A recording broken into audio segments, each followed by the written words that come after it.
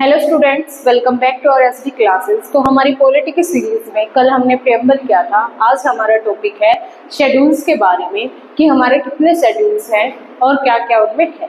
तो सबसे पहले बात करते हैं शेड्यूल से जाने से पहले। कल मैंने आपको बताया था जैसे 26 नवंबर 1949 को हमने हमारे कॉन्स्टिट्यूशन को अडॉप्ट किया था और वहीं 26 जनवरी 1950 को हमने इसको इनेक्ट किया था, लागू किया था कंप्लीट रूप से।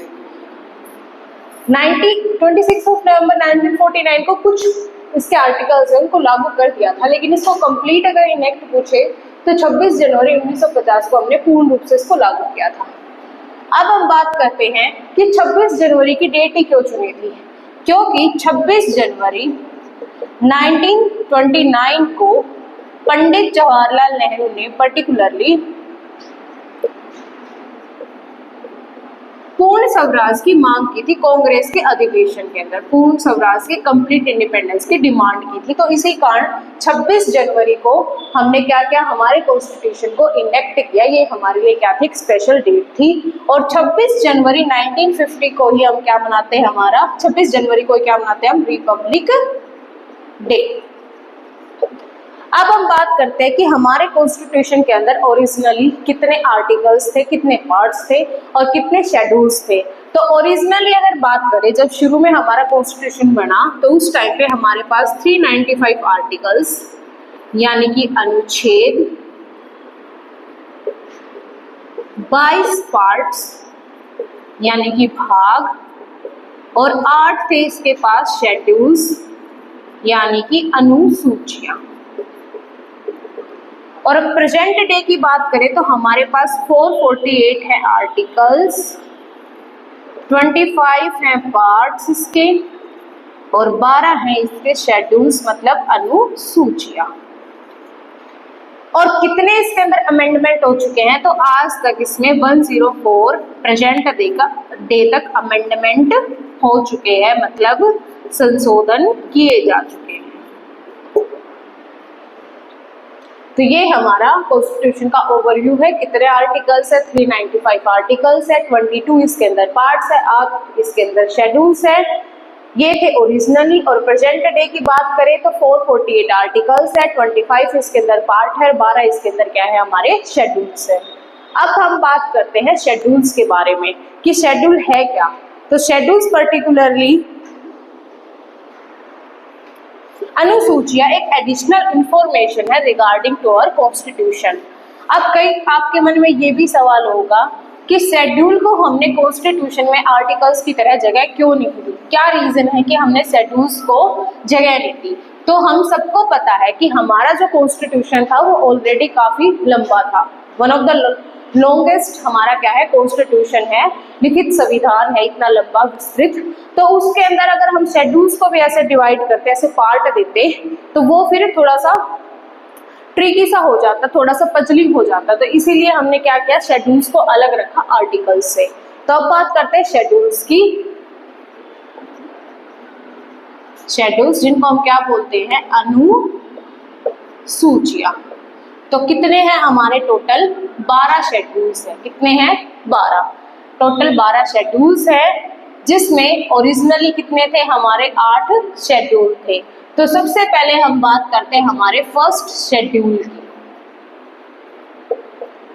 जिसके अंदर क्या है, लिस्ट है स्टेट्स की एंड यूनियन टेरिटरीज की। मतलब किसके बारे में बताया गया है, राज्यों व केंद्र शासित प्रदेशों के बारे में। अगर हम बात करें पहली अनुसूची की, तो उसमें किसके बारे में है, राज्यों व केंद्र शासित प्रदेशों के बारे में। किसकी लिस्ट है, स्टेट एंड यूनियन टेरिटरीज की, और ऊपर से इनकी जो टेरिटरीज, इनकी कैपिटल्स है उसके बारे में। सेकेंड शेड्यूल की अगर हम बात करें, हमारा सेकेंड जो शेड्यूल है वो किससे रिलेटेड है, अलाउंसेस है, जितने भी प्रिविलेज हैं, जो भी एमोल्यूमेंट्स हैं, पर्टिकुलरली जो भी हमारे भत्ते और पेंशन वगैरह हैं, किसके, जैसे हमारा प्रेसिडेंट हो गया, वॉइस प्रेसिडेंट हो गया, हमारे लोकसभा के स्पीकर हो गए, लोकसभा के स्पीकर यानी अध्यक्ष, उपाध्यक्ष, राज्यसभा के स्पीकर, इसके अलावा सुप्रीम कोर्ट के जो जज हैं प्लस हाई कोर्ट के जो जज हैं, उन सब के भत्ते, पेंशन वगैरह किसके अंदर गिवन है? हमारे सेकंड शेड्यूल के अंदर। अगर अब हमारे थर्ड शेड्यूल की बात करें, हमारे थर्ड अनुसूची की बात करें, तो उसके अंदर हमारे ओथ एंड एफर्मेटिव्स है, मतलब हमारी शपथ ग्रहण प्रक्रिया है। ये किस किस के? सेम उसी टाइप से जज वगैरह हो गए, सुप्रीम कोर्ट के जज हो गए, इन सब की ओथ वगैरह है, कैसे वो हमारे एमएलए एमपी कैसे वो ओथ वगैरह लेते हैं। अब अगर हम हमारे फोर्थ शेड्यूल की बात करें, तो एलोकेशन है, allocation of seats for state and UT in Rajya Sabha. किसके अंदर है? राज्यसभा। कि राज्यसभा के अंदर, राज्यसभा में राज्यों व केंद्र शासित प्रदेशों का प्रतिनिधित्व, कि कितनी उनको हमने सीट दी है, कितनी सीट मिली है, कितना उनको एलोकेशन मिला है, किसके अंदर? हमारी राज्यसभा के अंदर। अब हम हमारे फिफ्थ शेड्यूल की अगर बात करें, तो उसके अंदर एडमिनिस्ट्रेशन है एंड कंट्रोल है, किसका है? शेड्यूल एरियाज का एंड शेड्यूल ट्राइबल एरियाज का। किसके बारे में है? एडमिनिस्ट्रेशन है और कंट्रोल है, किसका? शेड्यूल एरियाज का और शेड्यूल ट्राइबल एरियाज का। कि हमारे जो शेड्यूल एरियाज और शेड्यूल ट्राइबल एरियाज हैं, उनके अंदर कैसे हम कंट्रोल करते हैं, कैसे उनका हम प्रशासन चलाएंगे, वो सारा इसके अंदर है। अब हम बात करते हैं हमारे सिक्स्थ शेड्यूल की। अगर हम बात करें हमारे सिक्स्थ शेड्यूल की, उसके अंदर हमारा एडमिनिस्ट्रेशन है, किसका? पर्टिकुलरली जो हमारी नॉर्थ ईस्टर्न स्टेट है, असम, त्रिपुरा, मिजोरम और मेघालय, उनके जो ट्राइबल एरियाज है उनमें कैसे एडमिनिस्ट्रेशन होगा उसके बारे में है। असम, मेघालय, त्रिपुरा और मिजोरम को छोड़ के बाकी सब स्टेट के जो भी शेड्यूल एरियाज है, शेड्यूल ट्राइबल एरियाज है, उनका जो कंट्रोल एडमिनिस्ट्रेशन है वो फिफ्थ के अंदर है, और असम, त्रिपुरा, मेघालय और मिजोरम का किसके अंदर? सिक्स शेड्यूल में है। तो एडमिनिस्ट्रेशन है ट्राइबल एरियाज का, कहाँ का? असम जो नॉर्थ ईस्टर्न स्टेट है, असम का, त्रिपुरा का, मेघालय का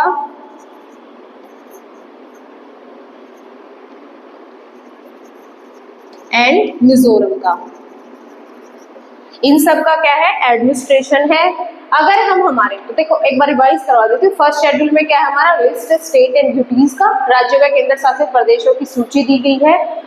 सेकेंड शेड्यूल की बात करें, अलाउंसेस, प्रिविलेज या एम्यूलमेंट्स है, पेंशन भत्ते वगैरह है, किसके रिगार्डिंग है? हमारे जो वाइस प्रेसिडेंट है, प्रेसिडेंट है, लोकसभा के अध्यक्ष है, उपाध्यक्ष है, सुप्रीम कोर्ट के जज है, हाई कोर्ट के जज है, इन सबको लेके।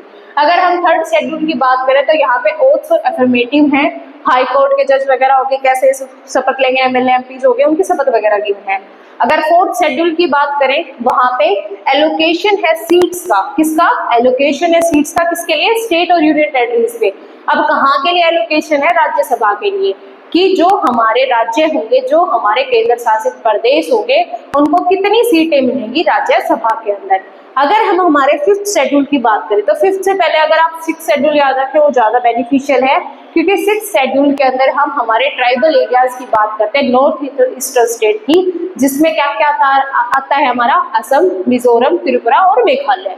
और फिफ्थ में जो बाकी स्टेट्स बच गई, उन सब के ट्राइबल और शेड्यूल ट्राइबल एरियाज, ये सारे आ गए। अब बात करते हैं नेक्स्ट हमारा क्या आता है? Seventh schedule.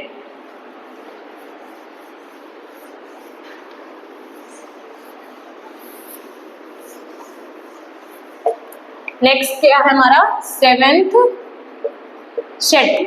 अगर हम हमारे 7th शेड्यूल की बात करें, यहाँ पे पावर्स का डिवीजन है, पावर्स का क्या है डिवीजन है, किसके बीच में, सेंटर एंड स्टेट के बीच में। और इसके लिए किसमें 3 लिस्ट है, कितनी लिस्ट है 3 लिस्ट है, जिनका क्या क्या नाम है, स्टेट लिस्ट जिसको बोलते हैं राज्य सूची, सेंटर लिस्ट जिसको हम बोलते हैं केंद्र सूची,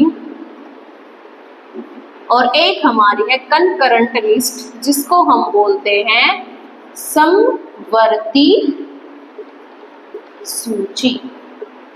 तो यहाँ पे क्या है, जो शक्तियां उनका विभाजन है किसके बीच में, सेंटर और स्टेट के बीच में, केंद्र और राज्यों के बीच में, जिसमें हमारी 3 लिस्ट आती हैं। पहली लिस्ट हमारी स्टेट लिस्ट जिसको राज्य सूची बोलते हैं, दूसरी है सेंटर लिस्ट जिसमें केंद्र सूची है, और तीसरी हमारी है कंकरंट लिस्ट जिसको हम बोलते हैं समवर्ती सूची।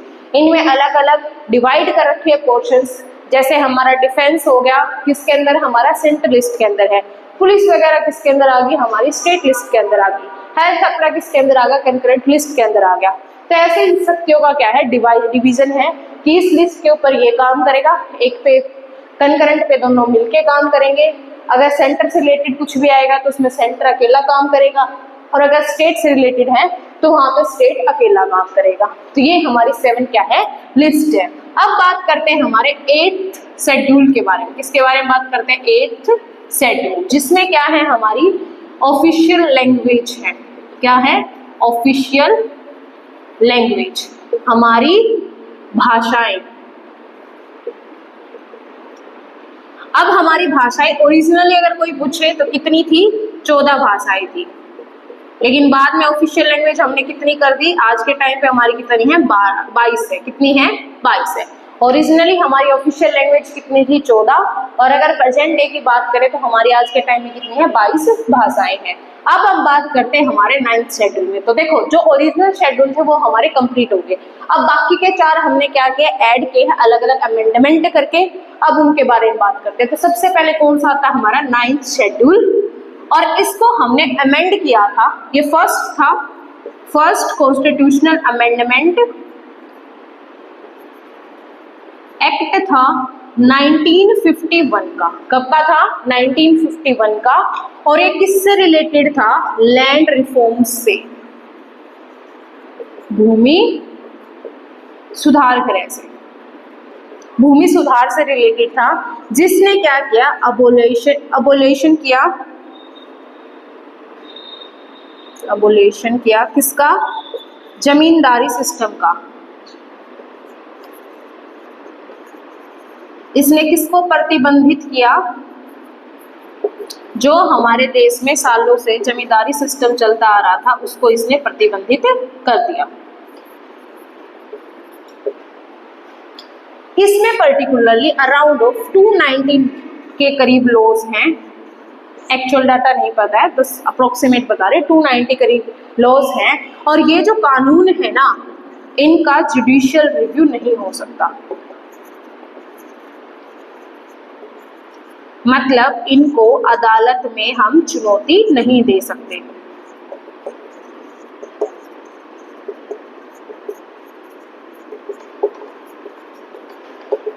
अगर सरकार आपसे भूमि सुधार गृह के तहत, भूमि सुधार के तहत अगर लैंड ले ली है तो वहां पे आप उसके बचाव के लिए उसके पक्ष में कहीं भी जाके जुडिशियल रिव्यू नहीं ले सकते।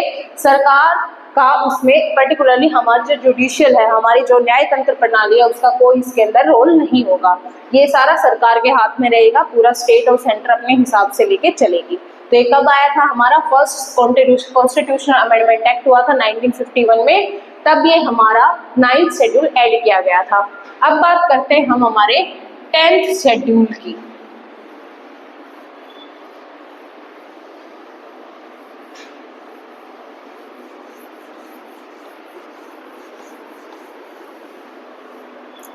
अगर हम हमारे 10th शेड्यूल की बात करें तो 10th शेड्यूल को क्या बोलते हैं, एंटी डिफेक्शन लॉ बोलते हैं, दल बदल कानून बोलते हैं। और ये कब लाया गया था? 52nd अमेंडमेंट एक्ट 1985 को।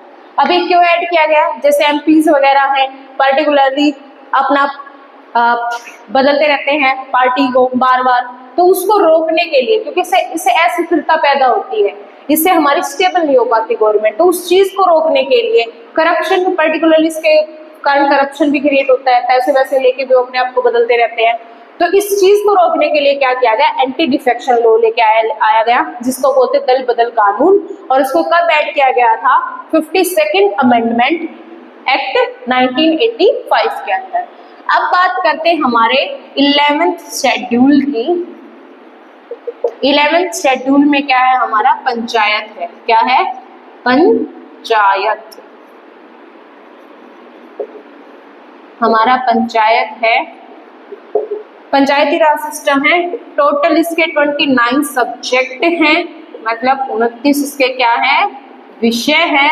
और इसमें हमारे किससे कब ऐड किया गया था? ये 73rd अमेंडमेंट संशोधन हुआ था, 73वां संशोधन अमेंडमेंट एक्ट 1992 को। तो पंचायती राज सिस्टम लेके आया गया हमारे देश के अंदर। अलग अलग जो पंचायत है, इनके चुनाव होने लगे, देश के अंदर पंचायतों का गठन होने लगा इसी कानून के बाद में।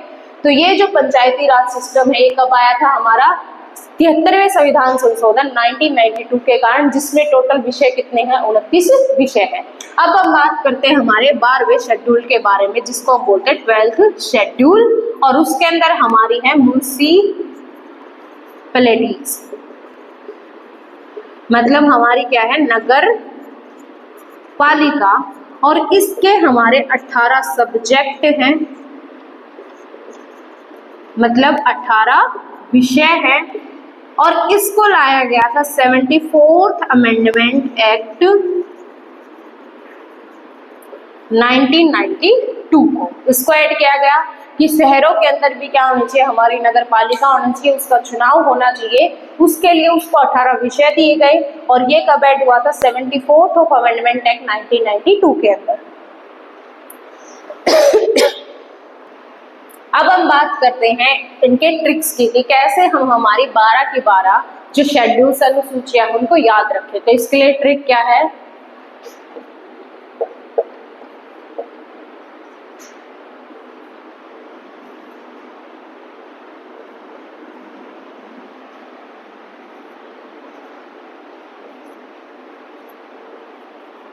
क्या ट्रिक है? टीयर्स ऑफ ओल्ड पियर। क्या ट्रिक है? टीयर्स ऑफ ओल्ड पियर। अब बताती हूँ कैसे है। जैसे फर्स्ट में हमारी क्या आती है? टेरिटरीज आती है, हमारे क्षेत्र आते हैं, राज्य व केंद्र शासित प्रदेश। ई के अंदर क्या आता है? हमारा एमोल्यूमेंट्स आते हैं, मतलब हमारे पेंशन व भत्ते। ए के अंदर क्या आता है? ए से क्या होता है? एफर्मेटिव्स, मतलब हमारी शपथ। आर की अगर बात करें तो इसमें हमारा क्या आता है? राज्यसभा। राज्यसभा से क्या याद रखेंगे कि हमारे जो राज्य हैं, जो हमारे केंद्र शासित प्रदेश हैं, उनकी कितनी सीटें हैं हमारी राज्यसभा के अंदर, कितना उनका प्रतिनिधित्व है। अगर एस की बात करें तो ये क्या है? हमारा शेड्यूल्ड एरिया। जब शेड्यूल्ड एरियाज या शेड्यूल्ड ट्राइबल एरियाज कहाँ से है? हमारा पर्टिकुलरली जो हमारी 4 नॉर्थ ईस्टर्न जो स्टेट्स है उनको छोड़ के। किसको छोड़ के? असम। इसमें अदर शेड्यूल एरिया लिखेंगे। इसमें कौन कौन सा आ गया अपना? असम, त्रिपुरा, मिजोरम और मेघालय। इन सब को छोड़ के बाकी अगर आप शेड्यूल एरियाज या शेड्यूल ट्राइबल एरियाज की बात करें तो वो किस में आएगा? अपना 5th के अंदर। एफ के अंदर हमारा क्या आ गया? Federal system. हमारा पर्टिकुलरली जो डिवीजन है, संघीय सिस्टम है, जो ढांचा है, कैसे हमने शक्तियों का विभाजन कर रखा है केंद्र, राज्य और समवर्ती सूची के अंदर, वो हमारा किसमें आता है? एफ के अंदर आता है। अगर ओ की बात करें, उसका मतलब क्या है? हमारा ऑफिशियल लैंग्वेज, जो हमारी भाषाएं है। एल की बात करें, इससे हमारा क्या होगा? लैंड रिफॉर्म्स जो लाए गए थे। ये हमारा क्या था? फर्स्ट अमेंडमेंट एक्ट 1951 को आया था, जिसमें क्या था? जमीन सुधार को लेके था, भूमि सुधार को लेके था, और इसमें जमींदारी प्रथा को हमने खत्म कर दिया था। अगर हम डी से बात करें तो एंटी डिफेक्शन लॉ क्या आएगा, एंटी डिफेक्शन लॉ, जिसके अकॉर्डिंग क्या था, ये कब आया गया था, 52nd अमेंडमेंट 1985 को, जिसे दल बदल कानून बोलते हैं। ये पर्टिकुलरली एक मंत्री को, एक मेंबर ऑफ पार्लियामेंट को क्या करता है, बार बार पार्टियां बदलने से रोकता है। अगर बी से बात करें तो क्या होगा हमारा पंचायती राज सिस्टम, जो हमारा कब ऐड हुआ था, 73rd अमेंडमेंट 1992 को। अगर एम से बात करें तो इसमें हमारी नगर पालिका म्यूनिसिपैलिटी आती है, नगर पालिका म्यूनिसिपैलिटीज आती हैं, जो कब ऐड हुआ था हमारा 74th अमेंडमेंट एक्ट 1992 को। तो ये हमारे शेड्यूल्स कंप्लीट है और ये उनकी क्या है, ट्रिक्स है, टीयर्स ऑफ ओल्ड पीएम। आप इसको याद कर लेना and thank you very much.